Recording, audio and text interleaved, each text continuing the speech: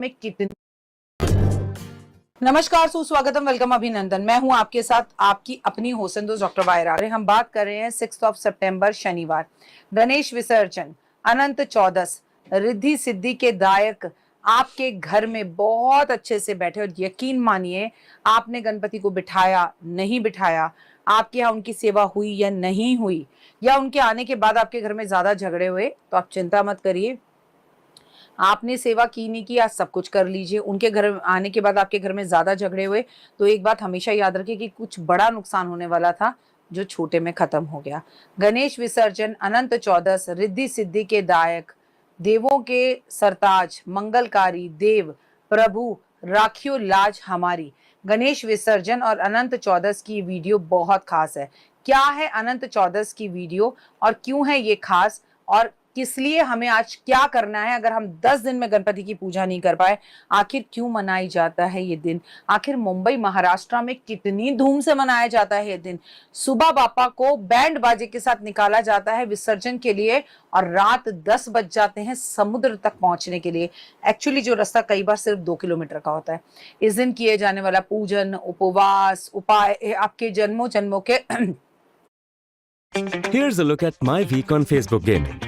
Monday morning, I play puzzle games to start my day. On Tuesday, इस दिन किए जाने वाला पूजन, उपवास, उपाय आपके जन्मों जन्मों के पापों का अंत कर देते हैं, और अंत करने में समर्थ हैं, यकीन मानिए। नहीं मानते या नहीं जानते तो इस वीडियो को पूरा देखिए, आपको समझ में आ जाएगा। गणेश विसर्जन अनंत चतुर्दशी पर किया जाता है। इसे अनंत कहा जाता है, जिसका कोई भी अंत ना हो। अब देखिए, देवों के देव महादेव का पुत्र, जिसे गौरी पुत्र गणेश मनाऊं, वो धरती पर आए, धरती का संचालन किया और अब लौट कर वापस जा रहे हैं। तो यकीन मानिए कि आपकी सारी परेशानियों को वो वापस ले जाएंगे। ऐसा मैं जानती हूँ, ऐसा मैं मानती हूँ। आप क्या मानते हैं ये बताइए। दोस्तों, क्या करें? आपके दिल दिमाग में एक ही सवाल होगा कि आखिर क्या करें गणेश विसर्जन पर और अनंत चतुर्दशी पर? कोई संबंध है इनका?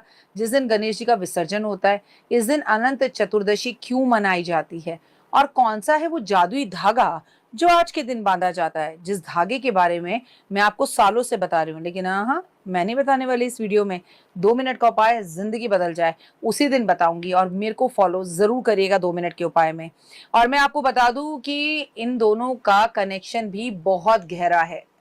गणेश चतुर्दशी की शुरुआत होती है चतुर्थी से, और विसर्जन होता है सबसे पवित्र दिन माने जाने वाले अनंत चतुर्दशी पर, जो कि 10वें दिन आता है। इस दिन गणेश जी का विसर्जन करने से विशेष महत्व होता है, क्योंकि माना जाता है कि अनंत चतुर्दशी के दिन संकल्प और मोक्ष का दिन होता है, विसर्जन का भी दिन होता है, और पूरी दुनिया के दुख तकलीफ लेके भगवान लौट कर वापस जाते हैं। एक प्रकार का संसारिक रूप का त्याग का प्रतीक भी है कि भगवान गणेश उस दिन संसार को त्यागते हैं और अपने माता पिता के पास वापस लौट के जाते हैं। गणेश जी के जो 10 दिनों तक भक्तों के घर में रहते हैं, उन्हें हम अनंत चतुर्दशी पर अनंत ब्रह्मांड में वापस भेज देते हैं। ये एक भावपूर्ण विदाई है, संसार को ये समझाने के लिए कि जो इस संसार में आया है वो स्थिर नहीं है। चाहे वो माता रानी हो 9 दिन के लिए आएगी, चाहे हमारे पितर हो वो 15 दिन के लिए आएंगे, चाहे गणपति हो वो 10 दिन के लिए आएंगे, चाहे लड्डू गोपाल का जन्मदिन हो वो हम 24 घंटे में मनाएंगे बस। गणेश विसर्जन की जो प्रक्रिया है वो 30 सेकंड बताई जाती है केवल। अनंत चतुर्दशी पर भगवान विष्णु और गणेश जी दोनों की कृपा आपको एक साथ मिलती है। भगवान विष्णु अपने एक अन्य नाम अनंत से भी लोक में प्रिय हैं, सनातनीय प्रतीक है उनका। चतुर्दशी शब्द का अर्थ होता है 14वां दिन। आमतौर पर पुरुष अपने सभी पिछले पापों से छुटकारा पाने के लिए, अपने बच्चों और परिवार की भलाई के लिए अनंत चतुर्दशी पर व्रत रखता है, और ये व्रत कायदे से भगवान विष्णु का होता है। भगवान विष्णु के दिव्य आशीर्वाद को प्राप्त करने के लिए, अपनी खोई हुई समृद्धि धन को प्राप्त करने के लिए उपवास रखा जाता है। लगातार 14 वर्ष तक का इसका पालन किया जाता है। अनंत चतुर्दशी भाद्रपद के महीने की शुक्ल पक्ष की 14वीं तिथि को मनाया जाता है।